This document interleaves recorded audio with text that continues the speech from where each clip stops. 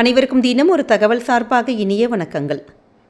இன்றைக்கி நம்ம பார்க்க போகிற பதிவு, இன்று கந்தசஷ்டி நாளுடைய கடைசி நாள்.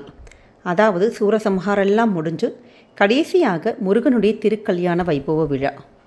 அதுவும் வெள்ளிக்கிழமையோடு வந்திருக்கிறது ரொம்ப கூடுதலான ஒரு விசேஷம் கூட.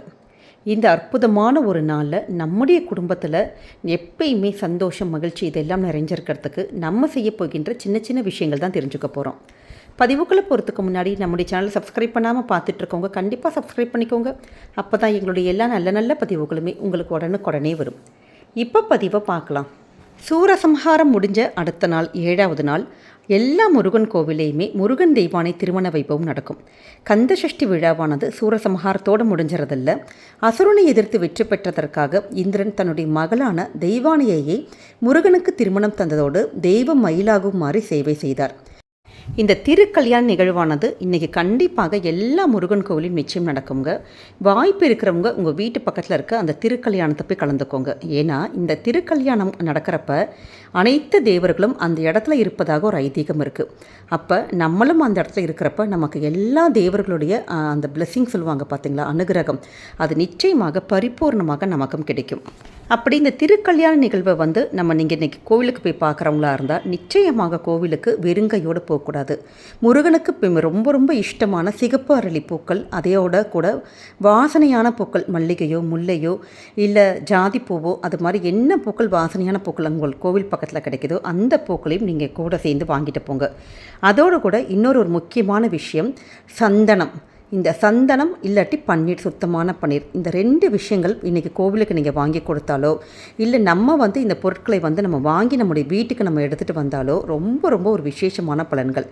ஏன்னா பணம் சம்பந்தப்பட்ட பிரச்சனைகள் தீர்வதற்கு, பணம் சம்பந்தப்பட்ட சிக்கல்கள்லாம் இருக்கும் பார்த்தீங்களா குடும்பத்தில், அந்த பிரச்சனைகள் இது எல்லாமே தீர்வதற்கு இன்றைக்கி இந்த முருகனுக்கு நம்ம சந்தனம் அந்த அபிஷேகத்துக்கு கொடுக்கலாம். இல்லை சந்தனம் நீங்கள் வாங்கி வச்சு நம்முடைய வீட்டிலையாச்சும் நீங்கள் இன்றைக்கி அந்த பன்னீர், சந்தனம் இது மாதிரியான பூஜை பொருட்கள் நம்ம வீட்டுக்கு வாங்கிட்டு வரலாம்.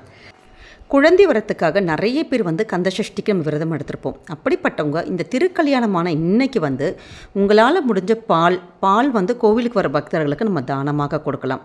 இல்லை எங்களுக்கு கோவிலுக்கு போக முடியாதவங்க அப்படிங்கிற பட்சத்தில் நீங்கள் உங்கள் வீட்டிலேயே அக்கம் பக்கம் யாருக்காச்சும் பால் நம்ம தானம் வாங்கி கொடுத்தோன்னா நிச்சயமாக நமக்கு ஒரு சிறப்பான ஒரு பலன்கள் தருங்கிறது ஒரு ஐதீகமாக இருக்குது. அதே மாதிரி இந்த கோவிலுக்கு போயிட்டு வரப்போ பிரசாதமாக இந்த விபூதி, குங்குமம் இதெல்லாம் நம்ம வாங்கிட்டு வந்திருப்போம் பார்த்தீங்களா.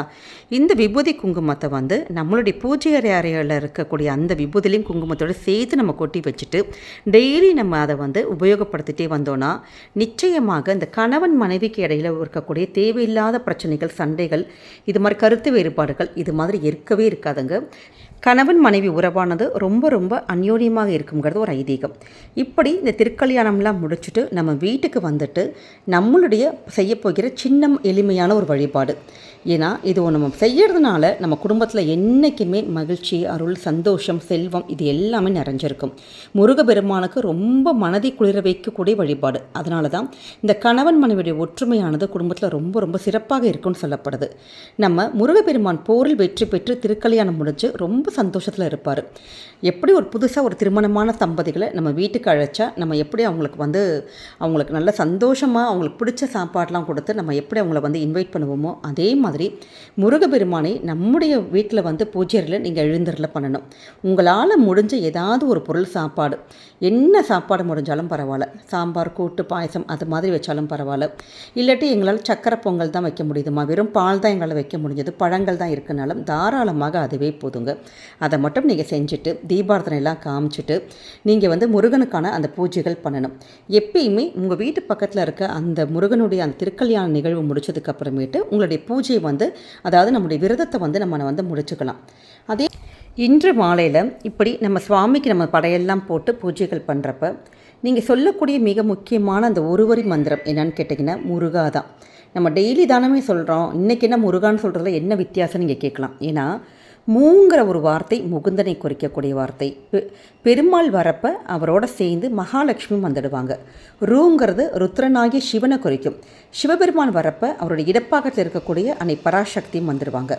காங்கிறது பிரம்மனை குறிக்கும். பிரம்மதேவர் வரப்போ அவங்களுடைய நாவல் குடியிருக்கக்கூடிய சரஸ்வதி தேவி வந்துடுவாங்க. அதனால தான் முருகாங்கிற அந்த ஒன்றெழுத்து அந்த ஒரு மந்திர வார்த்தையை நம்ம இன்று மாலையில் இந்த பூஜை டைமில் நீங்கள் முருகா முருகான்னு கூப்பிட இவங்க எல்லாருமே தம்பதி சமேதரராக நம்முடைய வீட்டில் எழுந்திருவாங்க. இதனால் நம்முடைய குடும்பத்தில் குடும்ப ஒற்றுமையானது ரொம்ப அதிகமாகும். குடும்பத்தில் நல்ல பல காரியங்கள், சுப காரியங்கள், தடைப்பட்ட சுப நிகழ்ச்சிகள் இதெல்லாமே ஒவ்வொன்றாக நடக்க ஆரம்பிக்கும். இதெல்லாம் பண்ணதுக்கப்புறம் நம்ம சுவாமிக்கு இலை போட்டிருப்போம் பார்த்தீங்களா, சக்கரை பொங்கலாக இருக்கட்டும், உங்களால் என்ன முடிந்ததோ அந்த இலையிலே நம்ம கணவன் மனைவி 2 பேரும் சேர்ந்து ஒன்றா சாப்பிட்றதுங்கிறது ரொம்ப விசேஷம். இப்படி சாப்பிட்றதுனால அந்த கணவனுக்கும் மனைவிக்கும் உள்ள ஒற்றுமையானது ரொம்ப அதிகமாகும். வீட்டிலையும் செல்வ வளமானது நல்ல பெருகிக்கொண்டே இருக்குங்கிறது ஒரு நம்பிக்கை. இதோடு கூட குடும்பத்தில் பல வருஷங்களாக திருமணங்கள் ஏதோ ஒரு காரணத்தால் தள்ளி போய்கிட்டே இருக்குது. கரெக்டாக முடிகிற மாதிரி இருக்குது, ஆனால் ஏதோ ஒரு காரணத்தால் அப்படி நின்றுதுமா அப்படின்னு கூட நிறைய பேருக்கு தன்னுடைய மகனுக்கோ கல்யாணம் நடக்கலைன்னு ஒரு வருத்தங்கள் இருக்கும். அப்படி சுப காரிய நிகழ்வுகள் குடும்பத்தில் நடக்கணும், திருமணங்கள் நல்லபடியாக ஆகணும், அதே மாதிரி குழந்தை வேணும் நமக்கு அப்படிங்கிறவங்க நீங்கள் தாராளமாக செய்யக்கூடிய ஒரு எளிமையான ஒரு பரிகாரம் என்னன்னு கேட்டிங்கன்னா, இது எப்படிப்பட்டவங்களாலையும் கண்டிப்பாக செய்ய முடியக்கூடிய பரிகாரம் தான். நீங்கள் கோவிலுக்கு போக முடிஞ்சால் கோவில் வச்சு பண்ணலாம், இல்லை வீட்டில் இருந்து கூட பண்ணலாம். உங்களால் முடிஞ்ச ஒரு 3 இல்லாட்டி ஒரு 5 எண்ணிக்கையில் இருக்கக்கூடிய அந்த சொல்லுவாங்க பார்த்தீங்களா, தாம்பூல செட்டுன்னு சொல்லுவாங்க பார்த்தீங்களா, ஒரு ஜாக்கெட் பீஸு, மஞ்சள், குங்குமம், வளையல், இது மாதிரி உள்ள ஒரு வெத்தலை, பாக்கு, பழம், இது மட்டும் வச்சுட்டு அதோடு சேர்ந்து ஏதாவது ஒரு இனிப்பு, ஒரு லட்டாக இருக்கலாம், உங்களால் வீட்டில் செய்ய முடிஞ்சால் பண்ணிக்கலாம், இல்லாட்டி வெளியில் கூட நீங்கள் ஏதாவது ஒவ்வொரு இனிப்பு கூட நீங்கள் வாங்கி அதில் வச்சுட்டு உங்களுக்கு தெரிந்த உங்கள் வீடாக இருந்தால், அப்பார்ட்மெண்ட்ஸாக இருந்தால் அக்கம் பக்கத்து உள்ளவங்களுக்கு ஒரு 5 பேருக்கு இல்லாட்டி 3 பேருக்கு அந்த ஒரு நலங்கு செட்டு நீங்கள் இன்றைக்கி மட்டும் தானமாக கொடுத்து பாருங்கள். இப்போ கோவிலில் நீங்கள் பார்க்குறீங்கன்னா, கோவில் உங்களுக்கு தெரிஞ்சவங்க யாராச்சும் வந்திருப்பாங்க பார்த்தீங்களா, அவங்களுக்கு இதே மாதிரி இந்த சுபகாரிய அந்த செட்டை நம்ம இது மாதிரி தானமாக கொடுத்தா கண்டிப்பாக குடும்பத்தில் அந்த திருமண நிகழ்வானது சீக்கிரமாக நடக்குங்க. சுபகாரிய விஷயங்கள், வீட்டில் தடைப்பட்ட காரியங்கள் ஒவ்வொன்றாக நடக்க ஆரம்பிக்கும்.